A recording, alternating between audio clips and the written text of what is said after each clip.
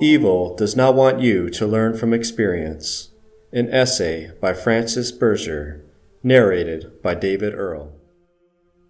I am of the conviction that the primary purpose of our mortal lives is to learn, more specifically, to learn from experience. Our time in this world is fundamentally about the choices and decisions we make and the subsequent actions and thinking these choices and decisions inspire. Our ability to discern the benefits or consequences of our choices, decisions, and actions determines the quality and effectiveness of our thinking and our ability to learn from experience. Learning from experience entails a conscious aspiration toward good consequences and a determined avoidance of further bad consequences. From a spiritual perspective, learning from experience can be boiled down to choosing good over evil. Good is everything that is aligned with God and creation. Evil is everything aligned with Satan, who works to undermine God and creation. At its most basic level, a choice, decision, or action that is not aligned with God or creation will generate bad consequences. The first step in learning from experience at the spiritual level involves recognizing and understanding bad consequences. The second step is repentance of the choice, decision, or action that led to the bad consequences.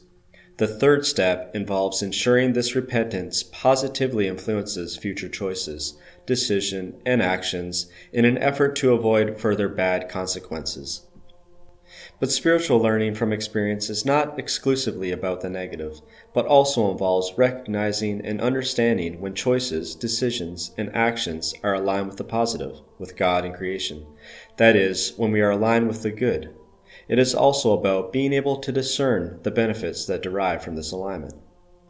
These benefits are not always explicitly clear, in the same way that the bad consequences stemming from disalignment with God and creation are not always explicitly clear. On the surface, bad consequences might appear good, and good consequences might appear bad. This suggests learning from experience is not always straightforward, and that some lessons might have to be repeated many times or might take up great expanses of time. Learning from experience is often painful. It involves swallowing our pride, the humble understanding and acceptance that we were wrong, coupled with the desire to turn the wrong into a right. At its core, the essence of learning from experience at the spiritual level is remaining open to and accepting of the reality that the main purpose of our mortal lives is to align ourselves with God and creation. And this openness and the effort that should follow is paramount to our continued journey after our mortal life ends. If learning is the primary purpose of our mortal lives, then it is only logical to assume that the forces opposing God and creation work diligently to hinder and obstruct learning at every possible turn, in a sustained effort to undermine God and creation. The ideal world for evil is one in which learning from experience in particular, is considered undesirable and unsavory, not worth the effort. But the world evil really strives to bring about is one in which learning for the purpose of aligning oneself with God and creation is not only considered undesirable, but is made increasingly uncomfortable, and in some cases virtually impossible. This kind of world would first motivate individuals to callously dismiss all notions of God and creation, thereby severing all true sense of the distinction between good and evil. It would then work to invert all notions of good and evil by presenting evil as good and good as evil.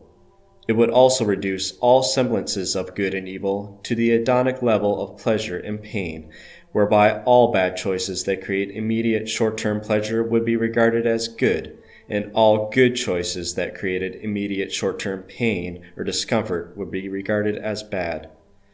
Any real pain resulting from a real bad consequence would be met with pride instead of humility, and defiance instead of acceptance, thereby negating any chance at true learning.